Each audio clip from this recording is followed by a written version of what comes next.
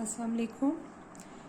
आज chapter number 3 discrete probability distribution. इन discrete probability distribution हमने discuss किया था कल यूनिफॉर्म डिस्क्रीट यूनिफॉर्म डिस्ट्रीब्यूशन।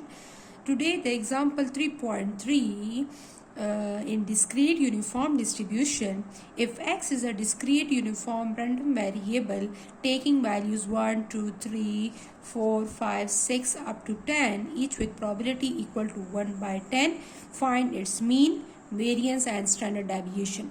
हमारे पास यहाँ पर कितने वैल्यूज़ हैं? 1 से लेके 10 तक वैल्यूज़ हैं। तो आपको पता है कि यूनिफॉर्म डिस्ट्रीब्यूशन हमारे पास क्या है? Uniform distribution is 1/n। ठीक है, उसका फंक्शन जो है वो 1/n है। तो यहाँ पर n क्या है? लास्ट वैल्यू क्या है? 10। सो 1/n। तो हमारे पास the function of the uniform distribution f of x is equal to 1/n.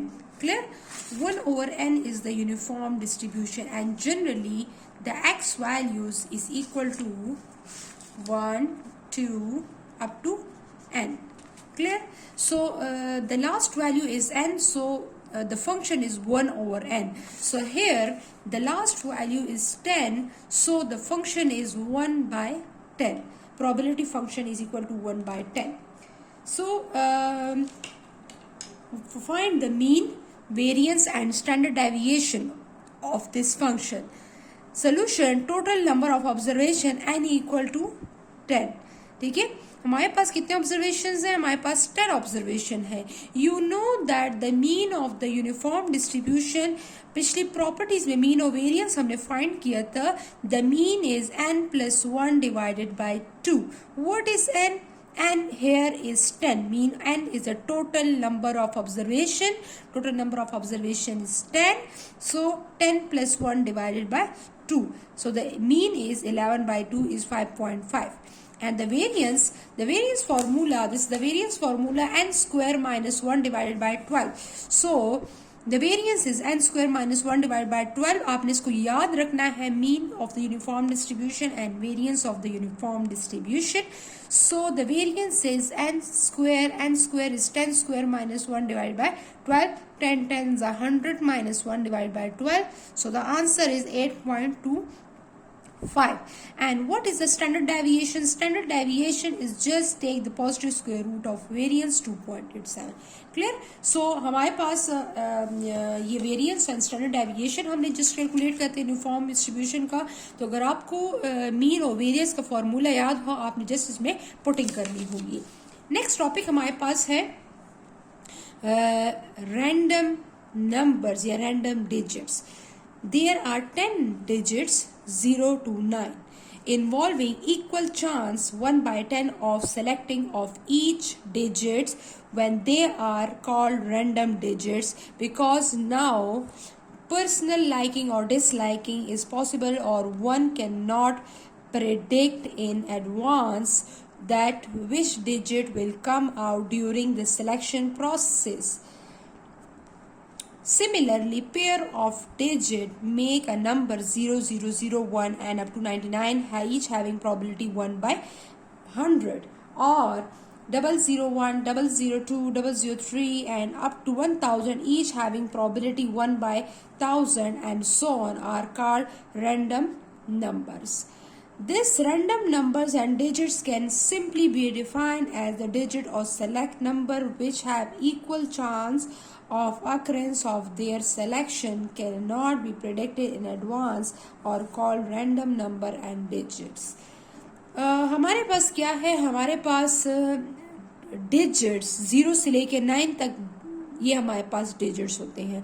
अगर हम सिलेक्शन करते हैं तो इसकी हर एक ओनली 1 सिंगल डिजिट है। ठीक है, तो इसकी प्रोबेबिलिटी क्या होगी? 1 by 10। इसलिए कि 1 से लेके 9 तक ये 9 डिजिट हो गए, और 0 अगर इन्वॉल्व होता है तो ये 10 डिजिट्स हो गए। तो इसकी सिलेक्शन की हमारे पास क्या होगी? प्रोबेबिलिटी होगी 1 by 10। मतलब हर एक यूनिट के सिलेक्शन के चांसेस क्या होंगे? 1 by 10 होंगे। अगर हमारे पास इसी तरह अगर टू नंबर्स हैं, मीन्स अगर 900 नंबर्स हैं तो 100 में कितने आते हैं हमारे पास, 00 से अगर स्टार्ट करें तो 999 पे खत्म होता है। तो हमारे पास ये टू डिजिट्स है, तो हमारे पास 0 से 99 तक, तो इस हर एक यूनिट के सिलेक्शन की प्रोबेबिलिटी क्या है, 1/100, इसलिए कि 99 ये नंबर्स हैं और 0 इंक्लूड हो गए तो टोटल 100 नंबर्स आ गए, तो 1/100। इसी तरह अगर 1000 है तो 1000 में 3 है तो इसकी प्रोबेबिलिटी 1/1000 होगी, मीन 1000 में यहाँ पर हमारे पास 001, 002 अप टू 1000 है, तो हमारे पास क्या होगा, इसकी सिलेक्शन की प्रोबेबिलिटी 1/1000। अगर आप 1 से स्टार्ट कर रही है तो आप खत्म होगा 1000 पे, लेकिन अगर आप 0 से स्टार्ट कर रही हैं तो खत्म होगा 999 पे, ठीक है। तो फिर हमारे पास हर एक यूनिट की सिलेक्शन की प्रोबेबिलिटी होगी 1/1000, तो इसको बोलते हैं रैंडम नंबर्स, ठीक है। तो यहाँ पर कहते हैं कि हर एक यूनिट की सिलेक्शन के चांसेस क्या होंगे, सेम होंगे। अगर आप फॉर एग्जांपल प्रोबेबिलिटी फाइंड करती है कि इस यूनिट को मैंने सिलेक्ट करना है तो हम रैंडमली सिलेक्शन करते हैं, और वो सिलेक्शन आप रैंडम नंबर टेबल, इस टेबल से भी कर सकती हैं। रैंडम नंबर जनरेटर्स हमारे पास, random number generator is a process computational or physically device designed to generate a sequence of numbers that cannot be accurately predicted. One of the simple procedure is that write each digit separately on a slip of paper of equal size, fold it and put them in a basket or a bowl, etc., and mix them thoroughly. Then draw out the digit blindly one by one with replacement and write in the order they occurs and group them for convenience in block of 2, 3 and 4, etc. The resulting set of random digit is called random number table. Nowadays several random number table exist constructed by Tippett, Candles and Smith, Fisher and Yards, Rand Corporation, etc. Random numbers are also available in calculators, computer packages and on the internet. In the real life, these random digits are used to make the selection process fair and free from personal bias. There are extensively used in the random sampling for selection of a random sample which everywhere is necessary for precise statistical inference. हमारे पास क्या है, हमारे पास this is the random number table, ये आपको number table ला रहा है, इस तरह इस दूसरे पेज पे भी ये रैंडम नंबर टेबल है। इस रैंडम नंबर टेबल में कहते हैं कि हमारे पास अगर आप फॉर एग्जांपल किसी यूनिट को सिलेक्ट करती हैं तो उस यूनिट की सिलेक्शन में आपको रैंडम नंबर्स जो है वो टेबल जो है वो आपको हेल्पफुल होगा। फॉर एग्जांपल मेरे पास मैंने एक फ्यू स्टूडेंट्स को सिलेक्ट करना है, तो मैंने उन स्टूडेंट्स के नंबर्स को, रोल नंबर्स को उस पेजेस पर लिखना है, छोटे छोटे पेजेस पे बना के, और उनको मैंने क्या करना है, उसको एक बाउल में डालना है और उसको शफल करना है। और उसके बाद में एक लॉटरी मेथड जिस तरह होता है, तो उसके बाद मैंने एक यूनिट जो है वो सिलेक्ट करना है, ठीक है।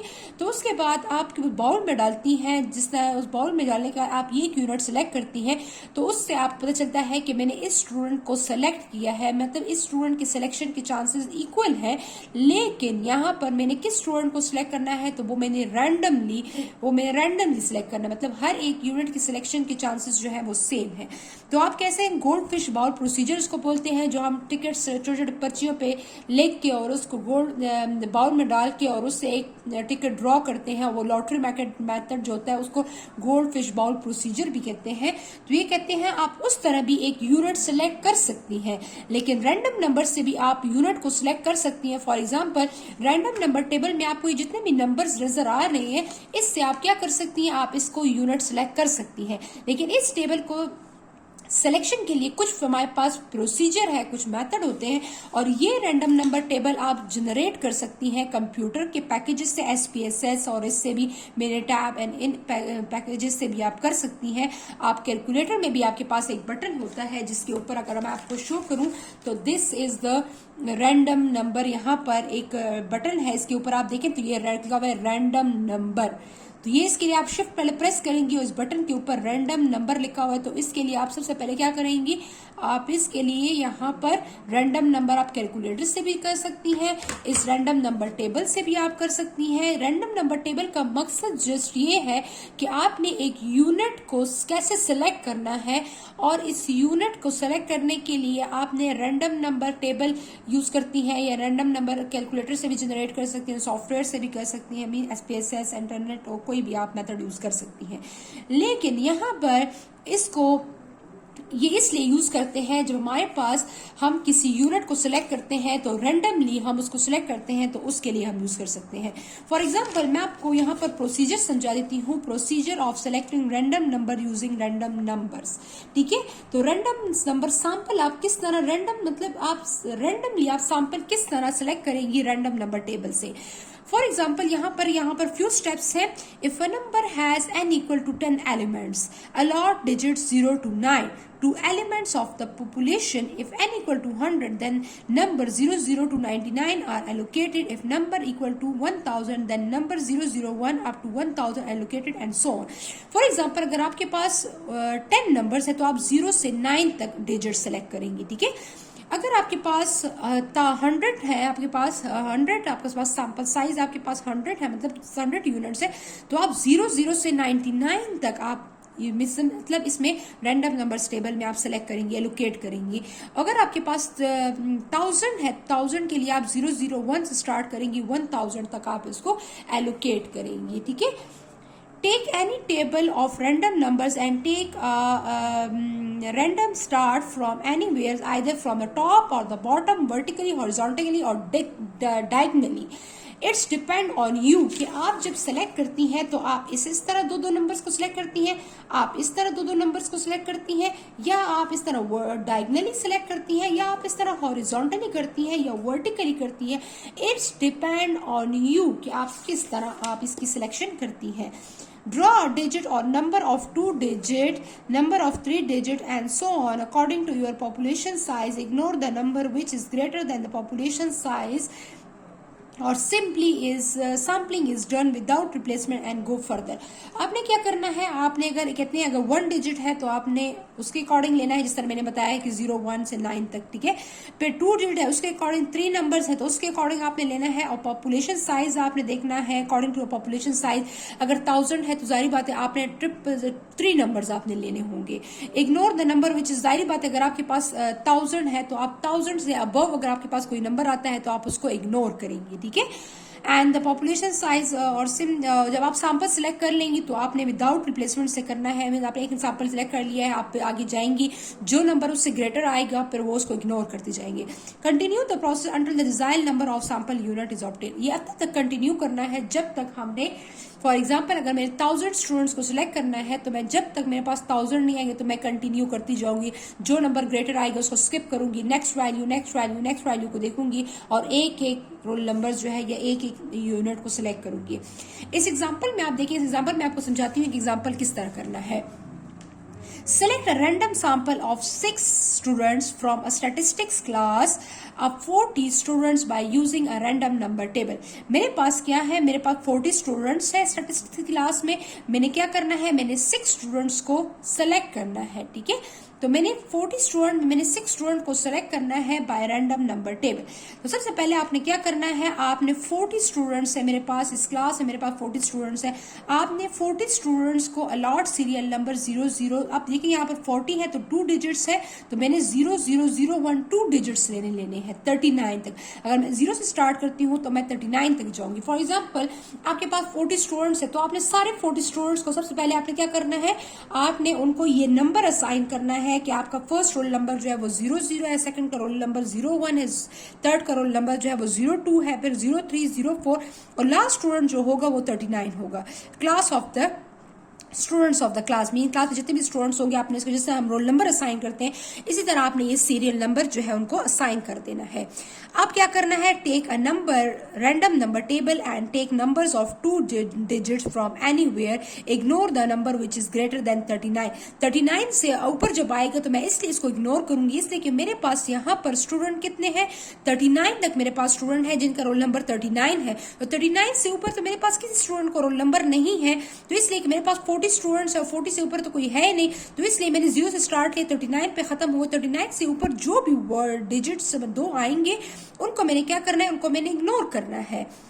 which is greater than 39 and go for the random number table will be this। अब मैं आपको बताती हूँ कि मैंने किस तरह इस टेबल से मैंने किस तरह इसको सिलेक्ट किया है। मेरे पास स्टार्टिंग क्या था, 0 to 39, क्लियर। अब आप देखें, अब आपकी मर्जी है, you select vertically, you select horizontally, you select diagonally, and आप किस तरह सिलेक्ट करती हैं। अब मैं इस तरह इस एग्जाम्पल में इस तरह सिलेक्शन हुई है, 39 फर्स्ट इज 39। सो देखिए यहाँ पर फर्स्ट रोल नंबर क्या है, 39 उन्होंने सिलेक्ट किया है, उन्होंने इस तरह सिलेक्शन स्टार्ट किया इस तरह, ठीक है। उन्होंने फर्स्ट कॉलम लिया है, तो फर्स्ट कॉलम में मैं 39 ले रही हूँ यहाँ पर 39। सेकंड है 73, 73 is greater of 39, 72 is also greater, ignore 75 को इग्नोर करो, 37 ग्रेटर नहीं है, 37 रोल नंबर स्टूडेंट जो है वो मेरे पास 0 से 39 में लाइक कर रहे हैं, तो मैं क्या करूंगी, मैं यहाँ पर 37 फर्स्ट स्टूडेंट मैंने 39 सेलेक्ट किया, सेकंड स्टूडेंट मैंने 37 सेलेक्ट किया। अब ये आपको टेबल बताइए कि आपने कौन कौन स्टूडेंट को सिलेक्ट करना है। तो इसके बाद 02 मैंने 02 को सिलेक्ट किया, कि मेरे पास 2 भी आ रहा है, तो मेरे पास इसलिए यहाँ पर 02। फिर इसके बाद यहाँ पर 87, 98, 10, अब 10 लाइक कर रहा है, ये तो इग्नोर किए इसलिए कि ये बहुत ज्यादा 39 से अबव वैल्यूज है, तो 10 मेरे पास आ रहा है, तो मैंने उसके बाद क्या सिलेक्ट किया है 10, ठीक है। फिर 10 के बाद फिर मैंने 47 भी इग्नोर किया, 73 भी इग्नोर किया, 21 भी लाइक कर रहा है, तो मैंने क्या किया 21, तो मैंने यहाँ पर सिलेक्ट किया 21। अच्छा 21 के बाद 95 को भी इग्नोर किया, 97 को भी इग्नोर किया, 69 को भी इग्नोर किया, 41 को भी इग्नोर किया, 91 को भी इग्नोर किया, 80 को भी इग्नोर किया, 67 को भी इग्नोर किया, 59 को भी इग्नोर किया। अब फिर दोबारा यहाँ से स्टार्ट करूंगी, ठीक है। अब यहाँ पर अब आपकी मर्जी है, आप इसको या फिर दोबारा यहाँ से लेती हैं या यहाँ से लेती हैं या यहाँ से लेती है, आपकी मर्जी है, ठीक है। आप किसको सिलेक्ट करती हैं तो ये आपकी मर्जी है, आप कोई भी नंबर या इस कॉलम में से ले सकती हैं। अगर आप 19 लेती हैं तो भी ठीक है, ठीक है। अगर आप इस तरह नहीं करती, आप इधर से सिलेक्ट करती हैं तो वो भी ठीक है। तो मैंने यहाँ पर खत्म किया 59, लेकिन मेरे पास कितने यूनिट्स को मैंने सिलेक्ट करना था, मैंने यूनिट को सिलेक्ट करना था 6 स्टूडेंट्स को मैंने सिलेक्ट किया, तो 1 2 3 4 5, तो यहाँ पर तो मेरे पास 5 यूनिट आए, इसका मतलब एक यूनिट मैंने और भी सिलेक्ट करना है। तो मैं क्या करूंगी, मैं दोबारा ये प्रोसेस यहाँ से दोबारा स्टार्ट कर लूंगी। 65 ignore, 71 ignore, 20 lies between 0 to 39, it's mean आपने यहाँ पर 20 को सिलेक्ट कर लिया, लेकिन यहाँ पर इन्होंने 22 को लिखा है, तो इन्होंने किसी और जगह से किसी और वर्टिकली कॉलम से सिलेक्ट किया होगा, जरूरी नहीं है, आप इसको यहाँ से भी सिलेक्ट कर सकती हैं, ठीक है। तो आप इसको सिलेक्ट कर लें, ठीक है। आप इसको इधर से सिलेक्ट करती हैं, फिर या अगर इस फर्स्ट को आप कॉलम कर लें तो फिर आपकी मर्जी है, आप इधर से भी कर सकती हैं। लेकिन अगर मैं इस तरह करती हूँ तो मैं नेक्स्ट वैल्यू 20 सेलेक्ट कर सकती हूँ, ठीक है। तो आपकी मर्जी है, आप यहाँ पर इन्होंने किसी और कॉलम में सिलेक्ट किया होगा, आप यहाँ पर 20 भी लिख सकती हैं, और किसी और से किया होगा तो बताई बात है। अच्छा इन्होंने सॉरी एक ये चीज़ है कि 59 पे यहाँ पे जब खत्म होता है तो आगे टेबल भी है, मैंने तो आगे टेबल नहीं देखा, आप इसको आगे कंटिन्यू कर सकती हैं, ठीक है। नेक्स्ट पेज पे भी आपके पास टेबल है, 63, 22, ये सारी वैल्यूज बड़ी आ रही है। हाँ दिस वैल्यू 63 भी बड़ी है, 78 भी बड़ी है, 87, 47, 56 ये लाइन नहीं कर रही, but the next value is 22 because next page पे भी आपके पास टेबल है। तो आपने जब यहाँ पर आप खत्म होता है तो आपने नेक्स्ट पेज से आपने इसको स्टार्ट करना है। तो आपने नेक्स्ट पेज से इन्होंने 22 यहाँ पर जो सिलेक्ट किया हुआ है वो यहाँ से सिलेक्ट किया हुआ है, ठीक है। तो आपकी मर्जी है, अगर आप यहाँ से सेकंड से स्टार्ट करती हैं, थर्ड से स्टार्ट करती हैं, या अगर आप फर्स्ट से स्टार्ट करिए तो फर्स्ट जो है वो पूरा टेबल जो है वो नेक्स्ट पेज पे भी आपके पास है। तो मैंने फिर 22 सिलेक्ट कर लिया। तो मैंने कौन कौन से वैल्यू सिलेक्ट की यहाँ पर? फर्स्ट मैंने 20, 39, 37, 02, 10, 21 and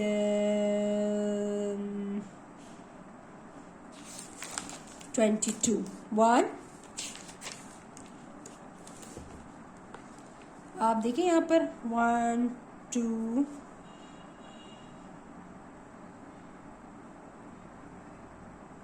नहीं, नो,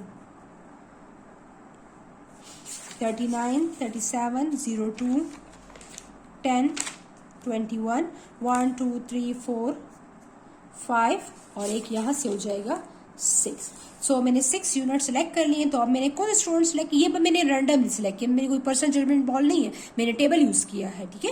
तो 2, 10, 21, 22, 37 and 39 are include in our sample. This is the random sample because our personal judgement is not involve here. मैंने कोई पर्सनल जजमेंट बॉल नहीं कि मैंने टेबल से मेरे पास जो जो रोल नंबर्स आ रहे थे मैंने उनको सेलेक्ट किया and all the students were given equal opportunity through random number table for being included in the sample.